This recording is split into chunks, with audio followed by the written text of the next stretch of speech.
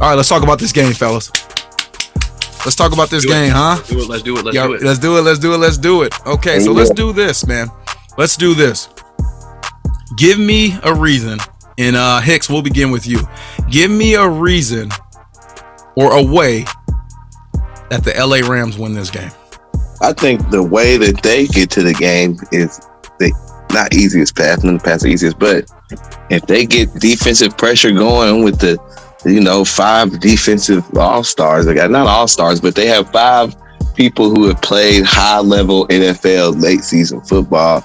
And I feel like Von Miller actually kind of woke up at the end of the last game. Mm-hmm. He is just somebody who might come all the way back to life this game.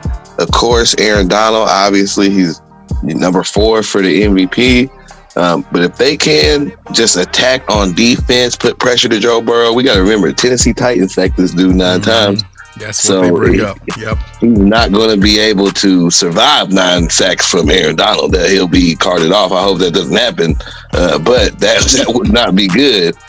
So I think that's the way that the Rams win. It's just with defensive pressure.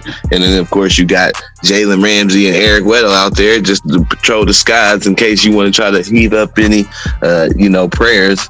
But yeah, that's how I see the Rams winning. Love it. What you got for us, Kyle? How do you see the LA Rams winning this matchup? So I mean, that Hicks really took mine too. I would say with that, something else, I guess another thing would be for Matt Stafford to not turn the ball over. Okay, I think that is going to be absolutely key in the Rams winning this game. If you guys have watched, again, I've done nothing but talk highly of Matt Stafford. Think he's a video game. I mean, there's a chance he can throw for 500 yards, 5 touchdowns. But the thing is, in every single game, every single important moment, he has kind of almost given it up. I mean, there's been a couple drop picks. I mean, especially like last week or 2 weeks ago in that last game. If that dude doesn't drop that pick, it might be a whole different game, and the Rams might not be in the Super Bowl right now. You know what I'm saying? I mean, that's legit and that's real. And there's been a lot of things about that with Matt Stafford. I feel like that is his only downfall. But the thing that he's great at about doing that too is he'll throw a pick and then come out and still be slinging it, still have the confidence in the world. So I think with that, even though he does have that trait, I think it is so important that, he does not turn that ball over, because with how their defense has been playing, they've been getting the job done.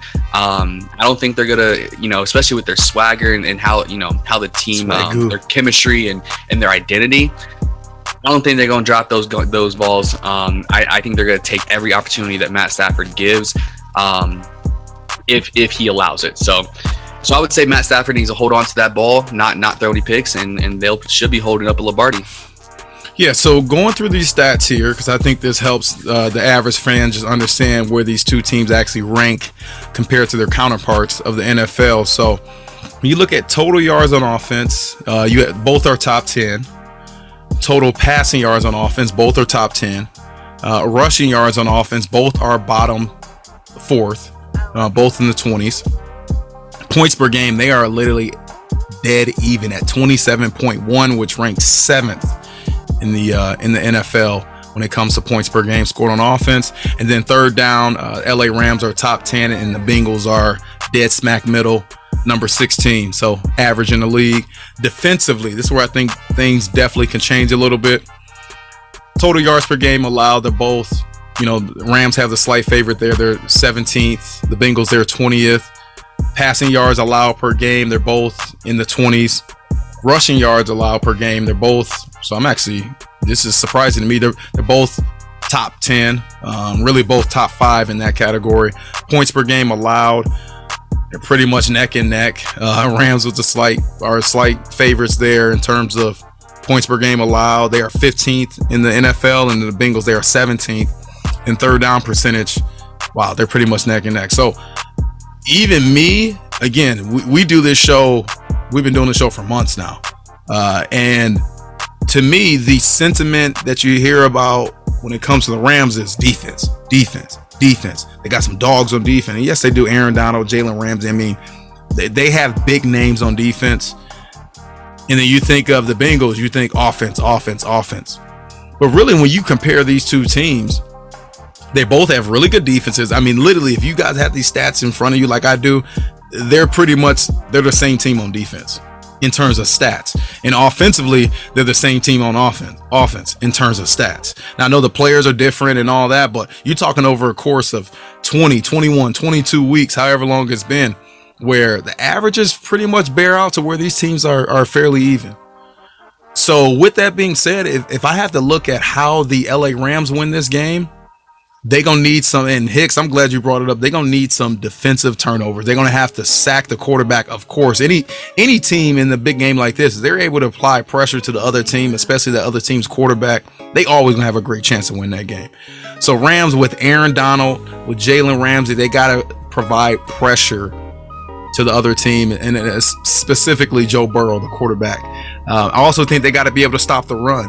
What do we have? The Bengals in run game, they are 23rd, a little over 100 yards per game rushing. So if they completely negate that, talking about the Rams negating the Bengals run game, now obviously they become one dimensional, and they're really good at that one dimension. But when you can only rely on that one dimension, it's pretty predictable. And again, you got Jalen Ramsey, Eric Weddle. I know he was out of the league for a long time and he's kind of an old man, but I mean, he's a veteran. So he knows the game of football. He has seen every type of pass concept, every type of play action. He's been studying the playbook, been studying the film for the last 2 weeks. So that's never going to be a problem. So to me, the Rams win it by playing Rams football, which is, again, sacking the quarterback, or at least getting after the quarterback to where he is not comfortable the entire game. And you guys brought it up. The Titans did that to the Bengals, a few weeks ago. So it can be done, and it has been done in the playoffs. And then the Rams just got to be able to, if they are able to rattle the quarterback, Joe Burrow, then they got to be able to capitalize on the other end. And you do need Matt Stafford, who is by far, this is his biggest game of his life. When he played for my Lions, I think he played in two, if I'm not mistaken, 2 playoff games. And the Detroit Lions have only won 1 playoff game in the last 60 years. 1. The Bengals surpassed that weeks ago. Think about that. So Matt Stafford, he never won a playoff game before coming to the Rams. So to now be in this position, to be able to potentially be a Super Bowl winning quarterback in LA, when you play for the LA Rams, clearly there's a lot of pressure behind that. So he's going to need to be able to take care of the ball, not make a boneheaded play, utilize his weapons. And again, if the defense is rocking and rolling, just don't mess it up, Matt Stafford. Simple as that.